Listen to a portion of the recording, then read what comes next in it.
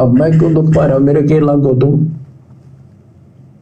अब मुझे पता है अब मेरे क्या लगते हो। बाप आप उस परम पिता के वो बोली बाली संतान हो जिनको कोई भी मूर्ख बनाकर कहीं भी आपको भगा ले जाता है। देख लो क्या कह रहे हैं गुरुदेव, आप उस परम पिता की वो भोली भाली आत्मा हो जिनको कोई भी मूर्ख बना के कहीं भी भगा ले जाता है। आए धनाना में और गुरुजी के बेटे भगा ले गए अनाज मंडी सिरसा में, आए धनाना आश्रम में और गुरुजी के बेटे हरियाणा रोड में बैठाकर भगा ले गए परशुराम की जयंती में। तो वही तो कह रहे हैं गुरुदेव कि आपको कोई भी भगा के ले जाता है, तो थोड़ा सा कॉमन सेंस का प्रयोग करो, ज्ञान को आधार बनाओ। आप मेरे क्या लगते हो? आप उस परम पिता के वो बोली बाली संतान हो जिनको कोई भी मूर्ख बनाकर कहीं भी आपको भगा ले जाता है। आप परमात्मा के वो प्यारी आत्मा हो और जिसके कारण मेरी नौकरी बरकरार है, मेरी मजदूरी मेरी दिहाड़ी आपके साथ है। परमेश्वर गुरुदेव भगवान अपने आप को छुपाते हुए इस प्रकार की बात कर रहे हैं कि आप उस परमात्मा की आत्मा हो और आप अगर सही प्रकार से भक्ति करोगे तो मेरी नौकरी बनी रहेगी जो परमात्मा ने मुझे दी है, ये ज्ञान समझाने की, तुम्हें मोक्ष मार्ग बताने की। तो गुरुदेव स्वयं परमात्मा होते हुए, सारी सृष्टि के मालिक होते हुए, सतगुरु रूप में अपने आप को छुपाते हुए, अपने से अन्य किसी और को भगवान बताते हुए, ताकि हम उनके ज्ञान को समझ सकें। अगर गुरुदेव शुरुआत में ये कह दे कि मैं भगवान हूं, मैं ही हूं परमात्मा, तो लोग तो ढंग से इनको संत भी नहीं मान रहे, भगवान कैसे स्वीकार कर लेंगे? पता नहीं क्या क्या संज्ञा दे देंगे, घमंडी है, अहंकारी है, अपने आप को भगवान कहता है, हमारी आंखों के सामने पैदा हुआ है। इसलिए सतगुरु ऐसी लीला करते हैं, अपने आप को छुपाते हैं और अपने से अन्य किसी और को भगवान बता के फिर ये ज्ञान प्रचार करते हैं। और ये तत्व ज्ञान फिर धीरे धीरे धीरे धीरे अधिकारी आत्मा के हृदय में ऐसे समा जाएगा, फिर वो आत्मा अपने आप ही नीर खीर का निबेरा कर लेगी। कहे कबीर सोए जन मेरा, जो नीर खीर का करे निबेरा। कि हमारे गुरुदेव भगवान कौन है, क्यों अपने आप को छुपा रहे हैं, क्या कारण है, और उस कारण को समझकर साध संगति से जुड़कर फिर अपने गुरुदेव के साथ में फिर परमात्मा वाला व्यवहार करेगी। एकमात्र गुरुदेव का जयकारा, घर में केवल एकमात्र गुरुदेव की फोटो, केवल गुरुदेव के आगे दंडवत, गुरुदेव को भोग लगाना, गुरुदेव की आरती उतारना, सतगुरु की महिमा करना। फिर वो आत्मा अपने गुरु को परमेश्वर मानकर परमेश्वर की तरह व्यवहार करेगी। तब उसकी आत्मा के मैल कटने शुरू होते हैं। फिर गुरुदेव कहते हैं ना कि बच्चों, उस परमात्मा का नाम लेने मात्र से हमारे जो है वो पाप कर्म कटने लग जाते हैं। लेकिन जो परमात्मा है उसको परमात्मा मानकर अगर वो भक्ति क्रिया की जाए तो आज हम सत्सेवक भाई बहन अपने गुरु को परमेश्वर मानकर ही तो भक्ति कर रहे हैं। तभी तो आज हमें सद्बुद्धि आ रही है, हम भक्ति कर पा रहे हैं, अपनी मर्यादा बचा पा रहे हैं। अन्यथा संगत की मर्यादा बची कहाँ है? किसी की मर्यादा सुरक्षित नहीं है। क्या कह रहे हैं मालिक? आप ही मेरा जीवन हो, आप ही मेरे जीवन का उद्देश्य लक्ष्य हो चुके हो। क्योंकि मुझे ज्ञान हो गया है, मुझे परमात्मा ने यह मजदूरी सौंप दी है। कितनी बड़ी बात कह रहे हैं गुरुदेव भगवान कि आप ही मेरे जीवन हो। कौन? आप और हम आत्माएं। गुरुदेव कह रहे हैं आप ही मेरा जीवन हो, आप ही मेरे जीवन जीने का मकसद हो, आप ही मेरे सब कुछ हो। तो भाई और बहनों, कितनी बड़ी बात कही है परमात्मा ने। अब हम भक्तों ने इसको बिल्कुल एकदम विपरीत करना है, उल्टा करना है। परमेश्वर एक भगत की भूमिका भी कर रहे हैं साथ में। ये विचार आप और हम भक्तों की होने चाहिए अपने गुरु जी के प्रति। अरे आप और हमारे जैसे तो गुरु जी को लाखों हैं, करोड़ों हैं। हमसे तुमको बहुत हैं, तुमसे हमको नहीं। हम पढ़ते हैं ना वाणी में, गुरु जी तुम ना भूलियो चाहे लाख लोग मिल जाही, और हमसे तुमको बहुत है, यानी हमारे जैसे भगत तो आपके पास लाखों हैं, करोड़ों हैं जीव संसार में, पर तुमसे हमको नहीं। लेकिन आप जैसे गुरु हमें नहीं मिलेंगे। तो गुरुदेव कह रहे बच्चों तुम्हें मेरा जीवन हो, मेरे जीवन जीने का लक्ष्य हो, मेरा टारगेट हो तुम। ये आप और हम भक्तों को कह रहे हैं गुरु जी कि नालायकों तुम भक्तों ने ये भाव अपने अंदर उत्पन्न करने हैं कि गुरु जी आप ही हमारा जीवन हो, आप ही हमारे जीवन का टारगेट हो, हमारा लक्ष्य केवल आप ही हो। हमने केवल आपको प्राप्त करना है, उस अमर लोक को प्राप्त करना है, सतलोक को प्राप्त करना है, मोक्ष प्राप्त करना है, इस काल के गंदे लोक से हमने छुटकारा प्राप्त करना है। आप और हमारे लिए अपने ऊपर लेकर गुरुदेव समझा रहे हैं। अब जब भगत का टारगेट सतगुरु हो जाएगा, सतलोक हो जाएगा, क्योंकि देखो आप और हम क्यों भक्ति कर रहे हैं? परमात्मा प्राप्ति के लिए। तो परमात्मा तो हमें मिल गया, तो भक्ति छोड़ देनी चाहिए फिर तो। जैसे एक भगत जी थे थोड़े दिन पहले जो साध संगति से जुड़े हुए हैं, लेकिन काल प्रेरणा से उन्होंने कहा कि ये तो व्यभिचारणी भक्ति हो गई। अगर आप अपने गुरु जी को भी भगवान मान रहे हो, फिर आप सतलोक की भी आप जी इच्छा कर रहे हो, तो ये तो व्यभिचारणी भक्ति हो गई। हमारा सतलोक तो हमारे गुरु जी में है। भाई और बहनों, गुरु जी में तो पूरा ब्रह्मांड समाया हुआ है। जाके अर्ध रूम पर शकल पसारा, ऐसा पूर्ण ब्रह्म हमारा। अब 650 साल पहले परमात्मा जी आए, तो परमात्मा तो सबको मिले थे, सबको दर्शन दिया करते थे। तो क्या हो गया? हमारा मोक्ष मिल गई, हमें मुक्ति। परमात्मा तो आज भी मिल गए। भाई परमात्मा प्राप्ति के लिए तो भक्ति करती है दुनिया, आप और हम भी परमात्मा प्राप्ति के लिए कर रहे हैं। तो हमें गुरुजी मिल गए ना, परमात्मा मिल गए ना, तो भक्ति छोड़ देनी चाहिए फिर कि गुरुजी तो मिल गए, ये हमारे गुरुजी परमात्मा है और परमात्मा के लिए मैं भक्ति कर रहा था, तो परमात्मा तो मेरे को मिल गए। तो उस भाई को भक्ति छोड़ देनी चाहिए क्योंकि उसको गुरुजी मिल गए। फिर तू भक्ति किस लिए कर रहा है फिर? भाई गुरुजी तेरे को मिल गए और गुरुजी के अंदर ही सतलोक है, तो भक्ति छोड़ दे, तेरे को तो गुरुजी मिल गए। ये भक्ति अंतिम समय तक करनी पड़ेगी। परमात्मा प्राप्ति का मतलब गुरुदेव ने बताया सतलोक की प्राप्ति।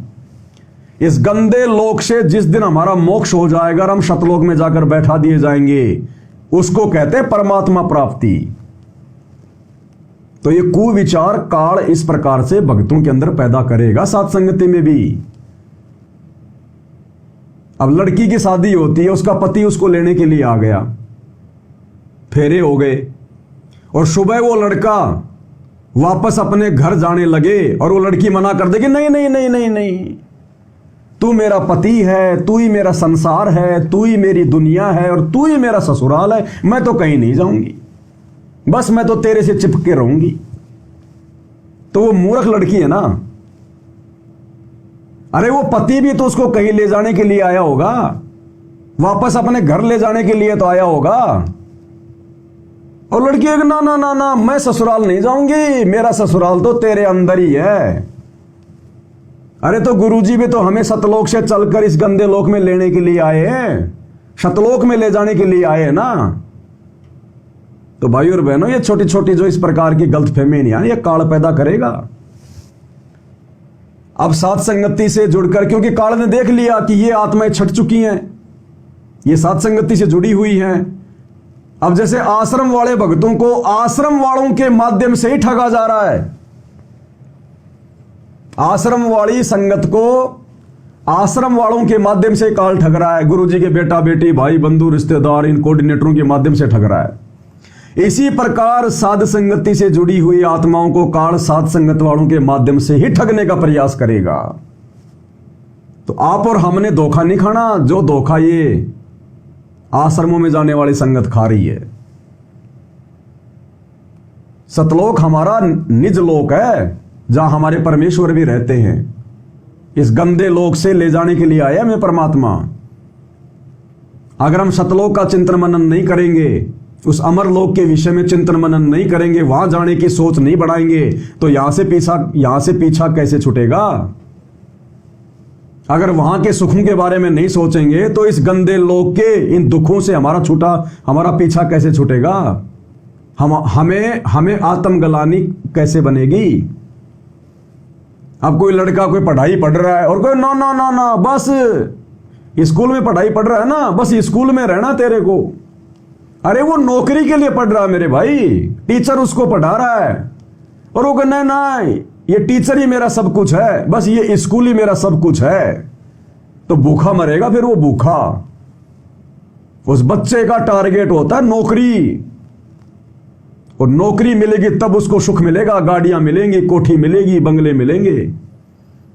इसी प्रकार गुरुजी हमारे टीचर हैं, गुरुजी हमें उस लोक में जाने की विधि बता रहे हैं, तो हमने गुरुजी के अनुसार उनके वचन में रहते हुए गुरुजी को सब कुछ मानकर और हमने सतलोक प्राप्ति के लिए ये पढ़ाई पढ़नी है। नहीं तो पढ़ाई नहीं पढ़ पाएंगे, हम फेल हो जाएंगे। कोई बच्चा अगर अपने भविष्य को ध्यान में ना रखकर अगर पढ़ाई कर रहा है, वो क्या पढ़ेगा? वो उसका टारगेट तो है ही नहीं कुछ, क्या करेगा फिर? वो मजदूरी करेगा यहीं पर। तो हमारा टारगेट भी होना चाहिए सतलोक प्राप्ति, और सतलोक प्राप्ति करवाएगा सतलोक का राजा परमात्मा सतगुरु बनके। तो सतगुरु के प्रति भी हमने पूरी तरह वफादार रहना है, और टारगेट हमारा कि सतगुरु के साथ सतलोक चलेंगे, तब बात बनेगी। तो क्या कह रहे हैं परमेश्वर? और आपके कष्ट को दास खूब जानता है, आप नहीं जानते। क्या कह रहे हैं गुरुदेव? कि आपके कष्ट को दास खूब जानता है, लेकिन आप नहीं जानते, क्योंकि आप और हम तो जीव हैं भाई। अंतर्यामी कौन है? परमात्मा गुरुदेव। जो अंतर्यामी है वही तो जान सकता है। अरे आप और हमारे कष्ट, कष्ट यानी भाई और बहनों, आप और हमारे असंख्य जन्म हो चुके हैं, असंख्य जन्म। ना जाने कब से हम इस काल के लोक में फंसे हुए हैं। हमारे कितने मनुष्य जन्म हो चुके हैं, कितनी बार हम राजा बने, भिखारी बने, जानवर बने, 84 में गए, देवी देवता बने, ब्रह्मा विष्णु महेश भी बने। तो हमारे असंख्य जन्मों के पाप कर्म जमा है काल की डायरी में। क्या कहते हैं गुरुदेव जब हम भोग लगाते हैं? युगन युगन के पाप सब युगन युगन के मैल, और जानत हो जगदीश तुम जोर किए बदफैल। कि हे परमात्मा, हमने युगों युगों में मनुष्य जन्म प्राप्त करके जो कुकर्म किए हैं, जो पाप कर्म किए हैं, परमेश्वर आप सब कुछ जानते हो। तो क्या कह रहे हैं गुरुदेव?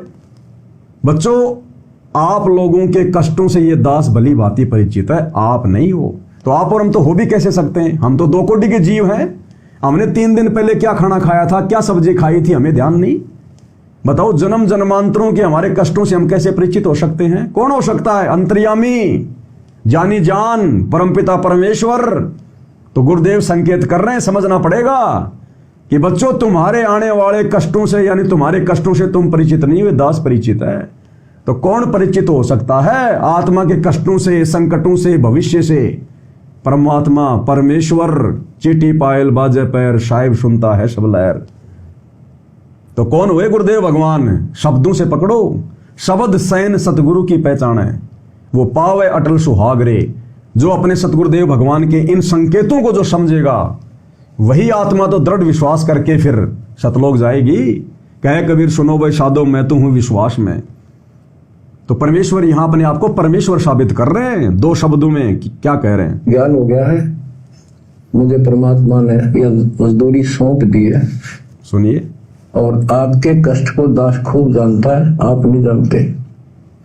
अब देखो कितने दिन हो गए, 1 दिन, 2 दिन, 1 साल में 365 दिन होते हैं, और 1994 से लेकर आज तक इन लोग कितने हो गए? केवल राम राम रटूं, सारा दिन ये गीत गाऊं। क्या कह रहे हैं परमात्मा? भाई और बहनों, एक एक लाइन में संदेश है। परमेश्वर कह रहे हैं 1 साल में 365 दिन होते हैं, और सन 1994 से इस भक्ति मार्ग पर मेरा केवल एक ही टारगेट रहा है, तुम लोगों को राम ही राम रटवाना, भक्ति करवाना, सत्संग सुनाना, ज्ञान देना। तो आप और हमारा क्या टारगेट हो जाना चाहिए? भाई, गुरु का तो कोई स्वार्थ नहीं है, आप और हमारा तो स्वार्थ है मोक्ष, आत्म कल्याण। ये हमारा सबसे बड़ा स्वार्थ है। गुरु का तो कोई स्वार्थ नहीं है, ये तो मुक्त है, मुक्त। ये तो काल के लोक में नहीं फंसे हुए, ये तो हम फंसे हुए को निकालने के लिए आए हैं। और गुरुदेव कह रहे हैं कि मेरा एक ही टारगेट है, तुम आत्माओं से राम ही राम रटवाना। तो आप और हम आत्माओं का क्या टारगेट होना चाहिए? राम ही राम रटना। बाढ़ में जाओ ये मंत्रियों की रैलियां, बाढ़ में जाओ नकली कबीर पंथियों के ये जयंतियां। भाड़ में जाओ, ये जाट आरक्षण, गुंडों की सीबीआई जांच, झूठा भाईचारा निभाना, धर्मशाला बनवाना। हमारा एक ही टारगेट होना चाहिए, गुरुदेव भगवान के वचन पर चलते हुए अपनी भक्ति को सफल करना। और इन बकवादों के लिए गुरुदेव ने अपने भक्तों को कभी जो है ये आदेश नहीं दिया, जो आदेश आज उनकी गैर मौजूदगी में ये काल के दूत उनके परिवार वाले दे रहे हैं। तो कितनी सावधानी बरतने की जरूरत है। हमारा टारगेट क्या होना चाहिए, गुरुदेव हमें समझा रहे हैं अपने ऊपर लेकर।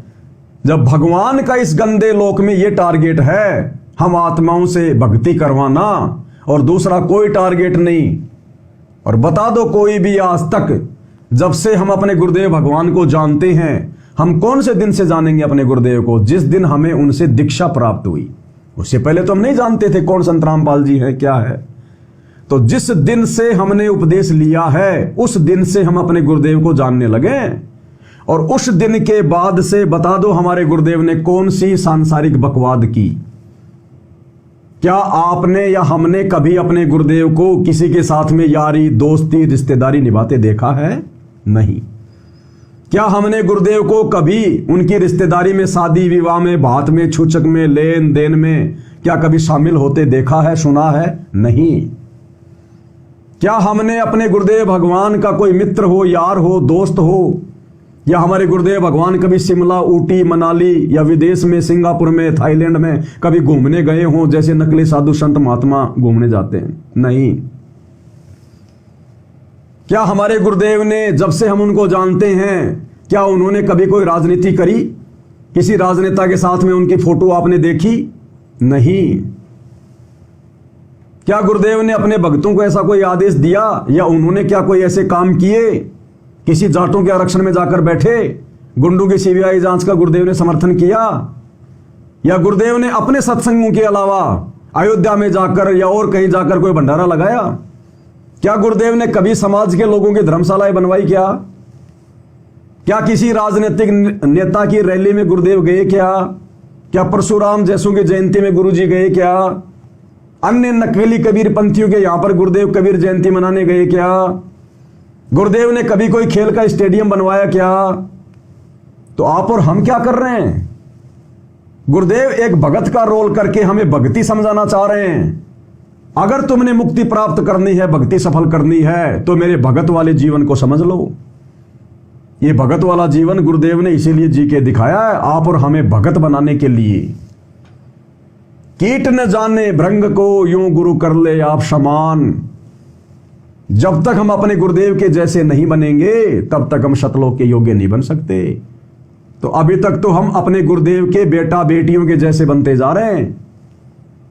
गुरुदेव के बेटे जैसे, गुरुदेव की बेटियों के जैसे, गुरुदेव के रिश्तेदारों के जैसे, इन कोऑर्डिनेटरों के जैसे बनते जा रहे हैं हम, जो हमें काल की तरफ लेके जा रहे हैं। गुरुदेव की तरफ तो केवल उनके सत्सेवक बच्चे चल रहे हैं। गुरुदेव के जैसा योग्य सुयोग्य भगत उनके सत्सेवक बच्चे बनते हुए जा रहे हैं। इसलिए परमात्मा कहते हैं, गुरु को कीजिए दंडवत कोटि कोटि प्रणाम, और कीट न जाने भृंग को, यूं गुरु कर ले आप समान। जब हम अपने गुरुदेव के समान हो जाएंगे, गुरुदेव के समान होने का मतलब है, जो भूमिका गुरुदेव ने एक भगत की निभा के हमें दिखाई है ना, कि एक योग्य सुयोग्य भगत की क्या परिभाषा होती है, क्या उसके लक्षण होते हैं। जब तक तुम उस लाइन पर नहीं आओगे, तुम मोक्ष प्राप्ति का सपना मत देखना। इन राजनेताओं की रैलियों में धक्के खाते खाते केवल हम सुअर बन सकते हैं, हम कुत्ते बन सकते हैं। क्योंकि राजा क्या बनेगा? एक हरि की भक्ति बिन राजा गधा होए, और माटी लदे कुम्हार की घास न डाले कोई। तो जिसकी हम रैली में जा रहे हैं, जब वो गधा बनने जा रहा है, तो हम क्या बनेंगे? हम राजा बनेंगे क्या? वो ही हम बनेंगे। इसलिए परमात्मा सत्संग करते हैं, संकेत करते हैं ये, और समझना पड़ेगा सतगुरु के संकेतों को।